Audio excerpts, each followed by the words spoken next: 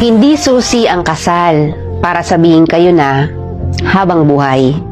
Dahil ang totoo niyan, kahit batas, walang magagawa kung hindi talaga sila itinadhana sa isa't isa.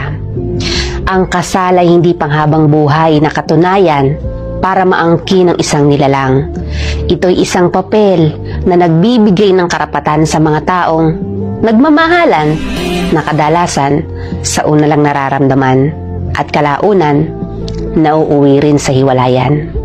Dala ng hindi pagkakaunawaan, hindi porket kinasal ka sa isang tao ay habang buhay mo nang makakasama ito. Dahil kung minsan, isa lang pala siya sa magiging daan para makilala niya ang talagang taong nakatadhana para sa kanya.